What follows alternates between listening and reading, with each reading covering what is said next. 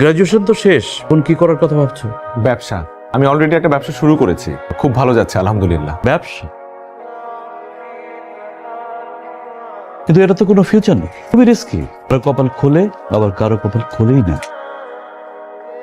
চাটা খেয়ে যেও। আঙ্কেল আমাদের শেষ, তোমার সাথে আমার কথা শেষ। এবার বক্তব্য রাখবেন আমাদের আজকের সভার প্রধান আকর্ষণ, যার সাফল্যের কথা শুনে আমাদের তরুণ প্রজন্ম অনুপ্রাণিত হতে চায়। সকলের প্রিয় জনাব মাহির চৌধুরী। Thank you. একটা সময় আমিও আপনাদের জায়গায় ছিলাম, ঠিক এই সিটগুলোতেই বসেছিলাম। তো আজকে ভাবলাম আমার লাইফের কিছু অভিজ্ঞতা আপনাদের সাথে শেয়ার করি। আমাদেরকে তুমি করে বলেন স্যার। আমি এই কথাটা শোনার জন্য এতক্ষণ অপেক্ষা করছিলাম, কারণ নিজের ভার্সিটির জুনিয়র ভাই বোনদেরকে আসলে আপনি করে বলাটা শোভনীয় না। আচ্ছা, তাহলে এখন একটু সিরিয়াস আলোচনা করি তোমাদের সাথে। আগে আমার একটা প্রশ্নের উত্তর করো, কারা কারা লাইফে চাকরি করতে চাও? হাত তোলো। সবাই হাত তুলেছে। তুমি আর তোমরা তিনজন বাদে, রাইট? ওকে, হাত নামাতে পারো। তোমরা তিনজন চাকরি না করে কি করতে চাও? বিজনেস। বিজনেস। তাহলে বাকিদেরকে একটা সাজেশন দেই, তোমরা আজকেই তোমাদের সিভি গুলো এই তিনজনকে দিয়ে রাখো, কারণ একটা সময় এই তিনজনের কাছেই তোমাদের যেতে হবে চাকরির জন্য। সবাই যদি চাকরির পেছনে ছোটে, কেউ যদি ব্যবসা না করে, তাহলে তারা চাকরিটা করবে কোথায়? তাদেরকে চাকরিটা দেবে কে? সরকারের পক্ষে তো সবাইকে সরকারি চাকরি দেওয়া পসিবল না। দেশে যত বেশি ব্যবসা হবে, তত বেশি কর্মসংস্থান হবে, ভালো ভালো চাকরির সুযোগ পাবে। ব্যবসা না করলে নতুন আইডিয়াস জেনারেট হবে না, দেশকে উন্নয়নের শীর্ষে আমরা নিয়ে যেতে পারবো না। তো এই কারণে বলছি যে সবাই চাকরি করো না। আমি আবারও আমার রেসপেক্টেবল টিচারদেরকে ধন্যবাদ জানাতে চাই আমাকে ইনভাইট করার জন্য, এন্ড থ্যাংক ইউ।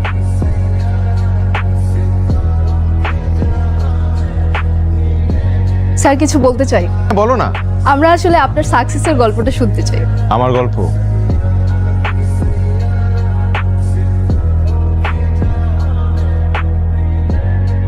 আমি কিন্তু সিভি বানায় দেওয়ার বিজনেস করলেই পারতাম, ভালো প্রফিট হইতো।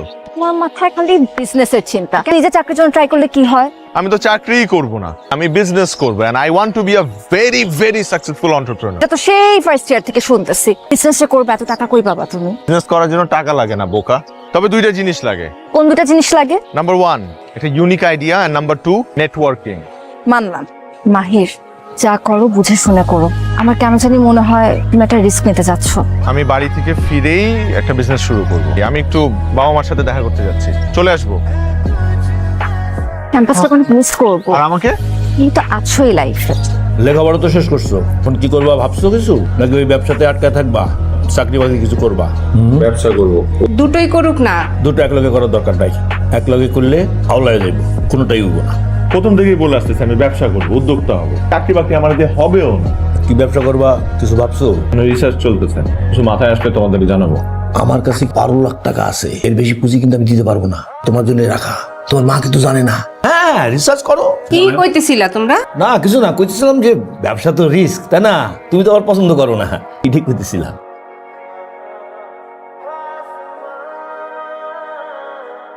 বাবা আমার বিয়ে নিয়ে খেপছে। কংগ্রাচুলেশনস। আচ্ছা আচ্ছা ঠিক আছে। সবসময় না ফাইজলামি ভাল লাগে না। আচ্ছা কি করতে হবে আমাকে সেটা বলো। তুমি জানো না কি করতে হবে? এখনো তো কিছু শুরুই করতে পারে নাই। বিজনেসের সব প্ল্যানিং না গ্রাজুয়েশনের আগে করে। আর আমি তোমাকে বলছি না, বাবা চাকরিজীবী ছেলে ছাড়া কিচ্ছু বুঝে না। যেখানে ভালোবাসাটা মুখ্য, প্রফেশন নিয়ে পড়ে আছে। আমি কথা বলতে আসি, এটার উপর রাগ ঝাড়তেছো কেন? তোমাকে কিভাবে ছুঁড়ে ফেলতে পারবো না। তুমি বোতলটা ছুঁড়ে ফেললা, কোত্থেকে একটা টোকায় এসে উঠায় নিয়ে গেল। কারণ এটাই ওদের কাজ।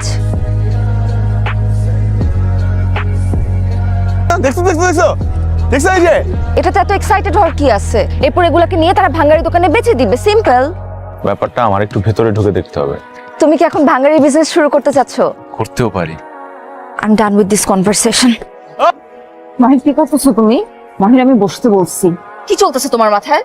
ভাঙ্গারির দোকানে কিসের বিজনেস খুঁজো তুমি? যেখানে দেখিবে ছাই উড়াইয়া দেখো তাই, এটাই খোঁজার চেষ্টা করছি। তোমার মাথা গেছে। চলো আসো। কোথায় যাব? ভেতরের কাহিনীটা জানতে হবে না, ওরা কেমনে বিজনেসটা করে। তুমি গিয়ে দেখো। মামা আপনি টান দেন তো, তোমার সব বিজনেসের মধ্যে আমি নেই। মামা আপনাকে টান দিতে বললাম না, টান দেন। এই ফ্যাক্টরি বস কোথায় বসে? উনি আমার ভাই, আপনি আমাকে বলতে পারেন যে। আসলে আমিও ব্যবসায়ী, তো মানে ব্যবসা করতে চাই আর কি, তো এই কারণে ওনার সাথে কথা বলবো। ভাইয়া আমি যদি এই বিজনেসটা করতে চাই, আপনি কি আমাকে হেল্প করবেন? কোর্স হেল্প করবো। আপনারা যদি কোনো ব্যবসায় আসতে চান, আপনাদেরকে সাপোর্ট করবার দায়িত্ব তো আমাদের। থ্যাংক ইউ ভাইয়া। একটা গুড নিউজ আছে, finally I have found my business plan. What? Yes. কিসের বিজনেস? এখন তো বলবো না।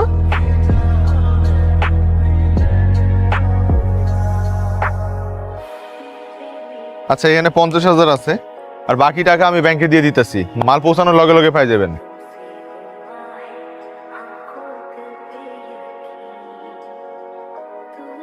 হ্যালো, ফোন ধরতেছো না কেন? আমি তো কাজের মধ্যে ব্যস্ত।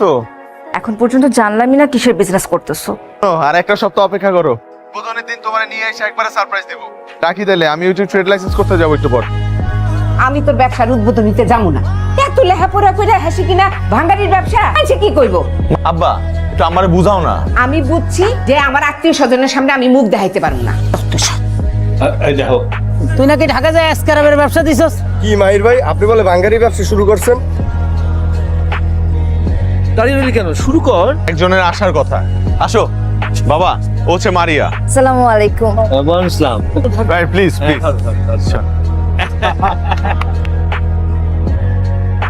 এটাই তোমার সারপ্রাইজ ছিল? হ্যাঁ, আমার আগে সন্দেহ হয়েছিল তুমি এমন কিছুই করবে। কেন তুমি খুশি হও নাই? হ্যাঁ, খুশি হয়েছি।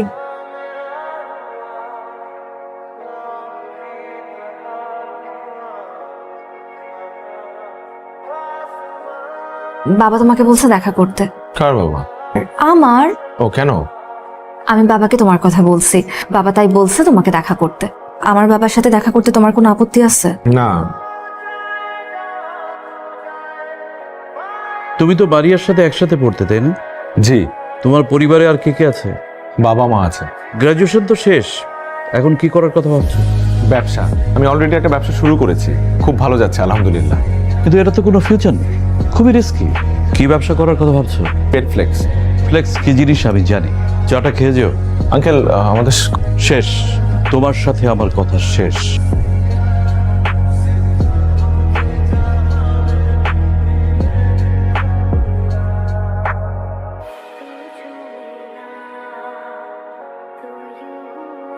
আমার বিয়ে ঠিক হয়ে গেছে মাহির।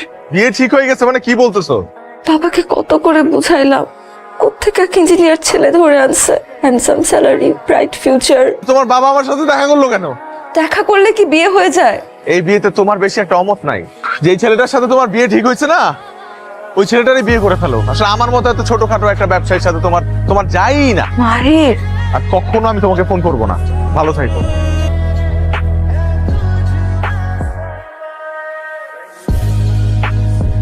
এরপর পুরো ঘটনায় নিজের মধ্যে একটা জেদ কাজ করা শুরু করলো। স্বপ্ন ছুতে গিয়ে ভালোবাসার হাত ছেড়ে দিতে হয়েছে। বিষয়টা মেনে নিতে অনেক সময় লেগেছে আমার। এরপর নিজেকে সামলেছি। আজকে আমি মাহির গ্রুপ অফ ইন্ডাস্ট্রিজ এর মালিক। জি বলেন। স্যার, আমাদের একটা ভুল হয়েছে। আসলে রাজীব সাহেবের কোনো দোষ নেই, সব চাল চেলেছেন আসলে আমাদের পুরনো শমশের সাহেব। শমশেরই কাজ করেছে। রাজীবকে আমি কল দিচ্ছি, ওনার সাথে অনেক বড় একটা অন্যায় হয়েছে।